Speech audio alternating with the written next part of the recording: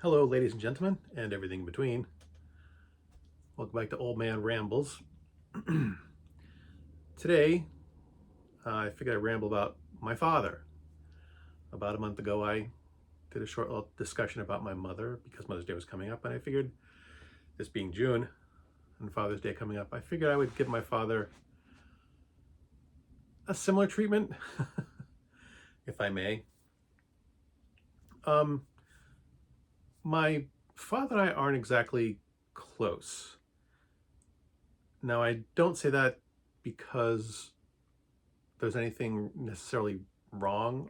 It's not necessarily a strained relationship. My father and I are alike and different in ways that make it difficult for us to be close. Like I said, there's no like major issue between us. There's no conflict or anything. It's just that, in some ways we just don't click, which I do regret that I'm not close with my father, but it's one of those it's one of those things that just it is what it is. You know, I'm a very insular person. I don't, and I'm an insular person and also an introvert. So it means I tend to isolate myself. I don't contact people. I don't call people. I don't write them letters. I barely send out any emails. I make one post a day on social media just to throw a meme up. I'm not a person who connects with other people. So there's that for me. My father is more of an extrovert, but in the same vein, I don't. Our personalities don't mesh in the right ways.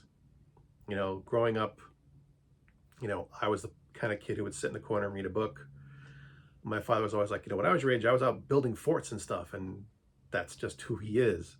My father's like a doer. He's. I remember growing up, he would be one of those people who he never, not never, but he would never just sit down and relax if there was something that needed to be done.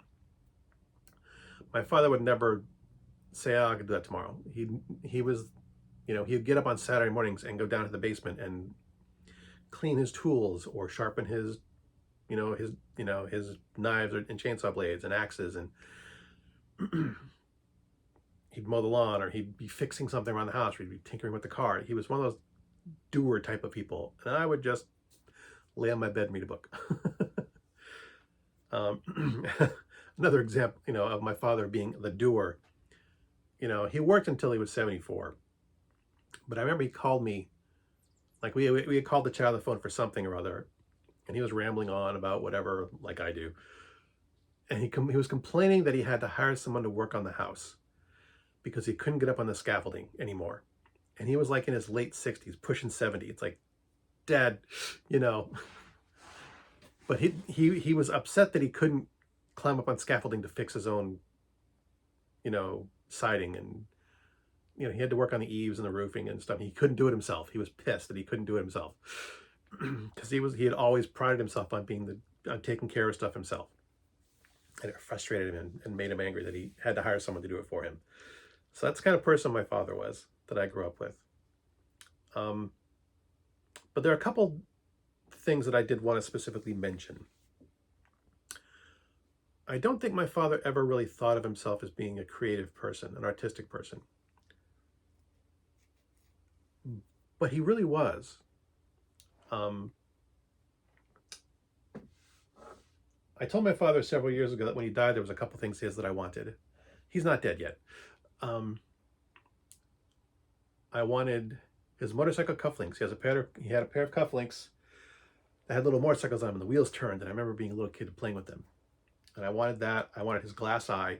He doesn't actually need a glass eye. He worked in a manufacturing plant that made them, and he scarfed one and he made it into a necklace. I want your glass eye. I want your motorcycle cufflinks. I want your chess set.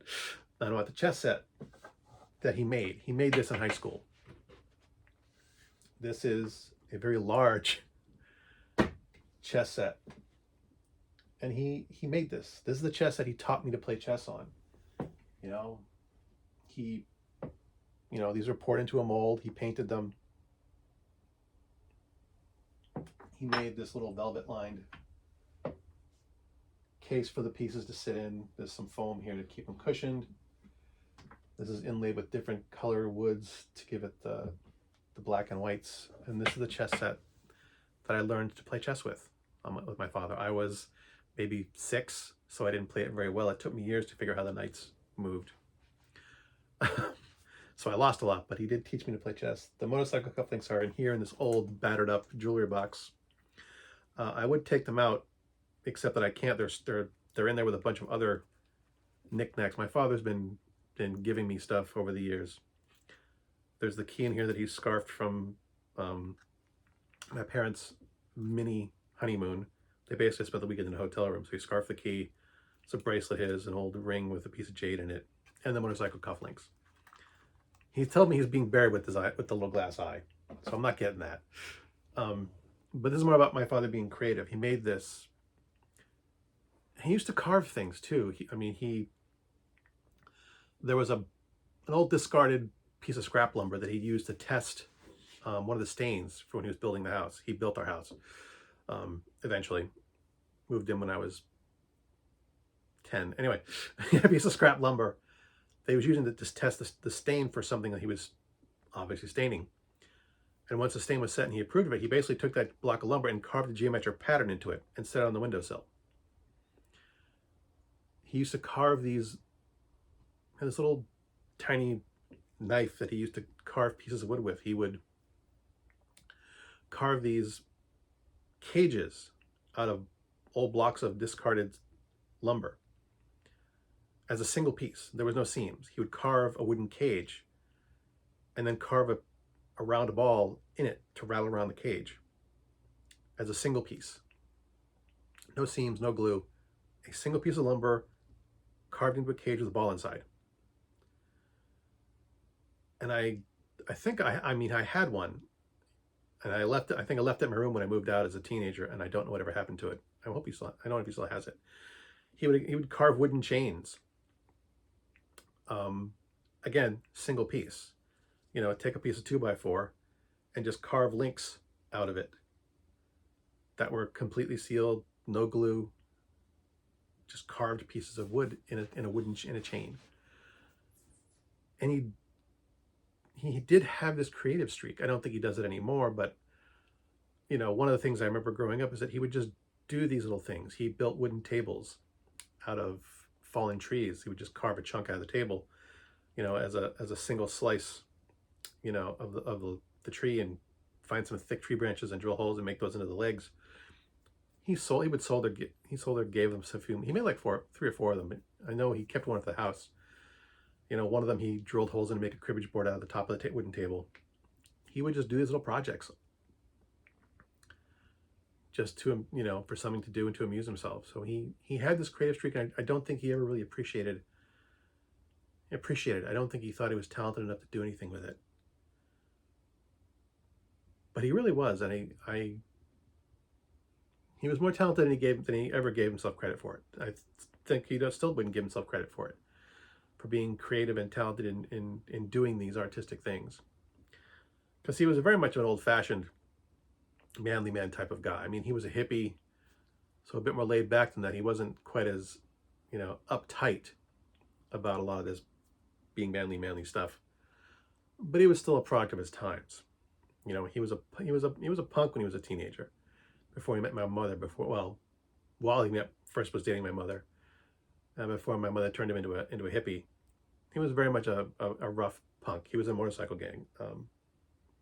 I actually have one of his patches. He gave this to me too. I've got his gang patch. I will never wear it. It's one of those things that's just in storage that I have it's in an envelope here. It's a piece of memorabilia from my parents' past. So that's one thing I wanted to give my father credit for, was him. He has a creative streak, and I think he should have done more with it. If he wanted to, I hope he wanted. I don't know. I don't think he gave himself enough credit for being creative. I know in the video, when Peter died, I talked about the camping trips that we went on. My father was a part of those too, so I'm not going to reiterate those, but he was definitely that part of my life was part of his. my father also taught me a few important life lessons, a couple of which I want to go over. Um, my parents were not. I'm not sure. I'm not saying that not religious is an accurate way of describing it. My parents broke faith with the Catholic Church over a lot of the hypocrisy of the church leadership. They both went to Catholic schools growing up, and there was very much the Jesus thing of being kind and being patient and being generous and being compassionate and to turn the other cheek. And then when you mess up, they would beat you with a ruler. This was back when teachers could still do that. So there was that there was that type of hypocrisy that neither one of my parents really agreed with. And there was, I don't think the depth of the corruption in the Catholic Church was quite as well known in those days, but they still had a lot of disagreements with the Catholic Church. All my aunts and uncles are Catholic. My parents were the black sheep of both their respective families. And where am I going with this? Anyway, I was kind of, my father, I never actually knew what my father's religious beliefs were until recently because he didn't talk about it, at least not to me. My mother, on the other hand, went on more of like a spiritual quest. She embraced Eastern philosophies and reincarnation, and her religious beliefs were more of a hodgepodge. She would just pick things from various, religious beliefs across the globe that she found and tried to, take what she thought worked for her. And reincarnation was one of them. And I bring this up because one day my father was picking me up after school, and I was playing in the playground with some other kids, and they were talking about God and church. I don't know why 9-year-old kids are talking about that, but I mentioned that I believed in reincarnation. And my father overheard me and said, "You're just repeating what your mother says. You don't actually believe that. You're just saying that because that's what your mother says." And this gave me a crisis of faith, which is the only way I can describe it, because, was he right? I remember the drive home, staring out the window of the car, looking at like the patterns of the shadows and the leaves and the trees, looking at the trees and going by and thinking, was my father right? Was I just regurgitating this because was what my mother said? Or did I actually believe this? And there was a lesson here from my father to not regurgitate what people say, to think for myself, to actually consider what I thought and what I believed, which is what I got out of it, as well as the crisis of faith, which really kind of blew my mind, my tiny little 9-year-old mind. And the second instance is again about religion and about my father overhearing me. Sometime later, again, kids were talking about going to Sunday school, and I was kind of being the obnoxious little twerp saying, "Well, I don't have to go, I'm better than you because I don't go to Sunday school," kind of thing. Saying my beliefs were better than theirs, and that I didn't have to do Sunday school because I didn't believe that stuff. And again, my father overheard me. And again, he took me aside and said, "Don't ever do that again. Do not ever hold what you believe over someone else. Their beliefs are their own, and your beliefs are your own. And that's that. You're no better than anybody else. You need to respect other people and what they believe." And those are the two life lessons that really have stuck with me my whole life. The idea of the belief that I need to think for myself and not just go along with what other people say and believe, and to respect other people's beliefs. There are other life lessons my father taught me. Obviously, I lived there for 18 years. And I've grown past the childhood idolization of my father. I realize he's a flawed human being like the rest of us are. And the same with my mother. My parents were flawed. People did the best they could with what they had. But I learned more from them than I think they know they taught me. And I am and always will be grateful for the lessons that they gave me. Happy Father's Day and good hunting.